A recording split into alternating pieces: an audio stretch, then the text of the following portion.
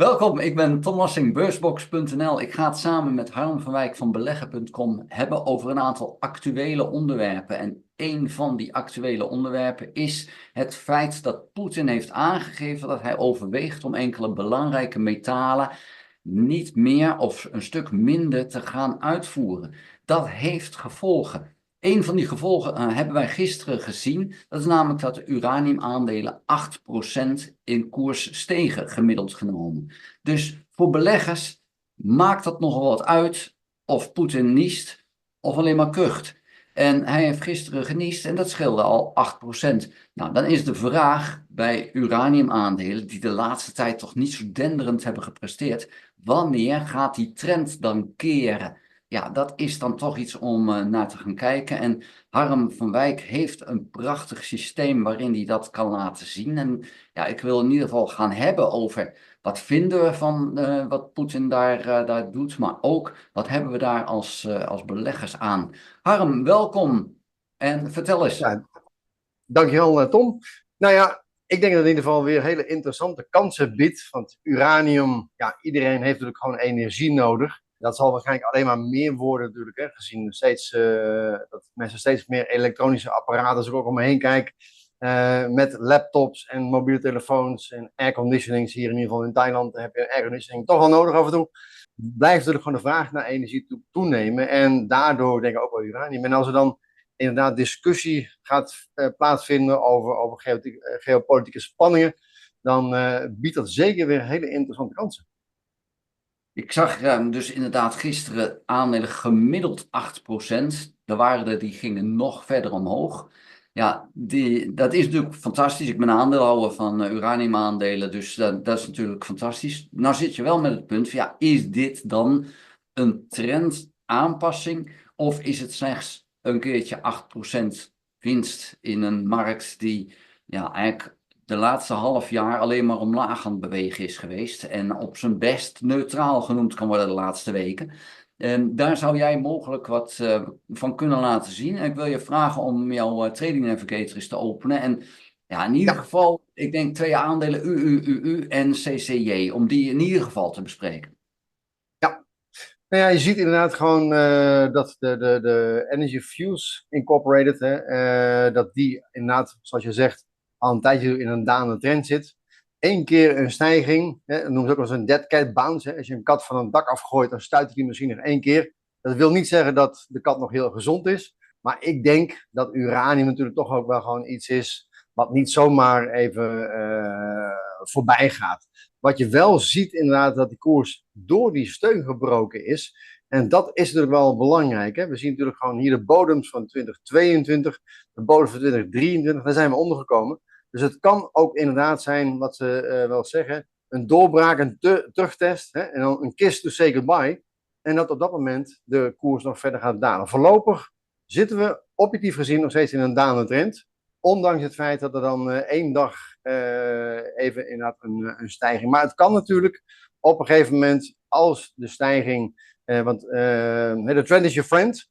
Maar wat heel veel mensen natuurlijk altijd vergeten, is de rest van de uitspraken. Until the bend at the end. Hè? Een trend gaat nooit eeuwig door. Er komt altijd op een gegeven moment gewoon een draai in. En wat ik al zei, er is altijd meer behoefte aan energie. Ik denk niet dat wij toegaan, Tom, naar een systeem waarin we weer op hout en op kolen gaan stoken. Ik denk dat energie altijd een hele belangrijke rol gaat spelen in onze toekomst. Inderdaad, en ja goed, de elektriciteit natuurlijk is steeds belangrijker en met name uranium is voor kernenergie interessant.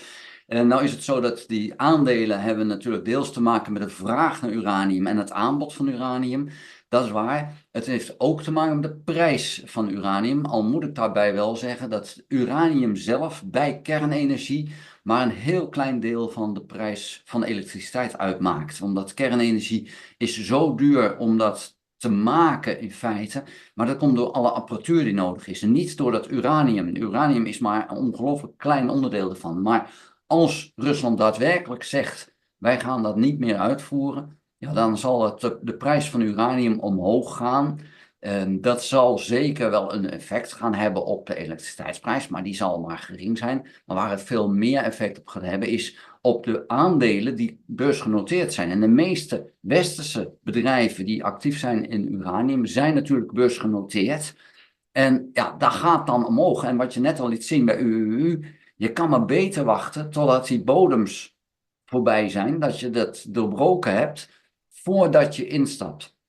Ja, En ja, dat is gewoon veilig. Hè? En dan kan je wel zeggen, ik ben een aandeelhouder, ik heb gewoon die aandelen voor de lange termijn.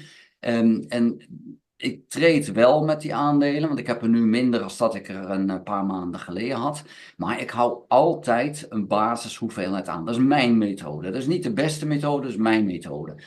Zodat ik altijd in die markt zit. Dus zou het ineens omhoog knallen, dan heb ik altijd toch wel wat aandelen.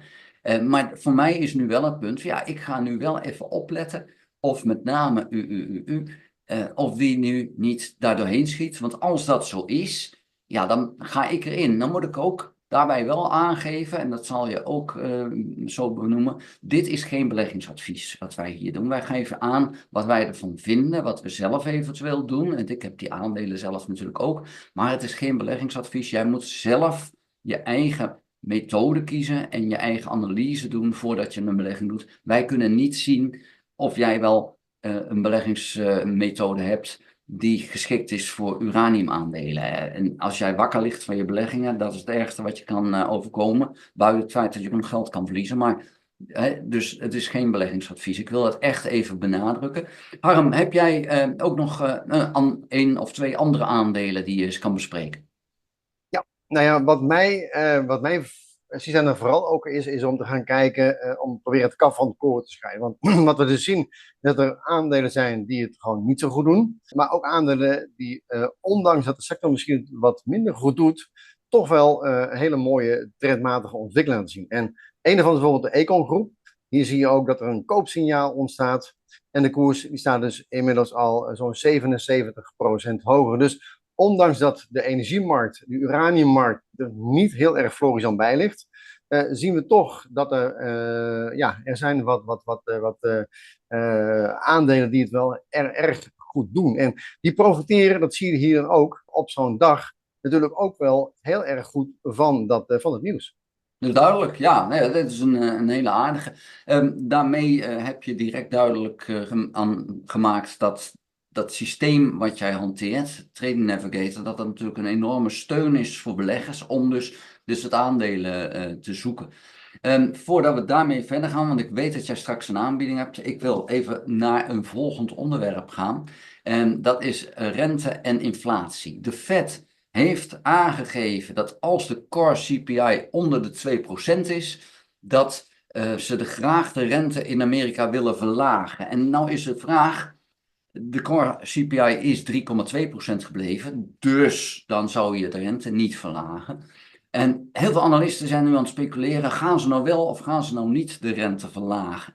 En ik denk zelf, maar goed, ik denk zelf dat ze het niet gaan doen. En de reden is dan één, die core CPI is 3,2%. Twee, we zitten vlak voor de verkiezingen in Amerika.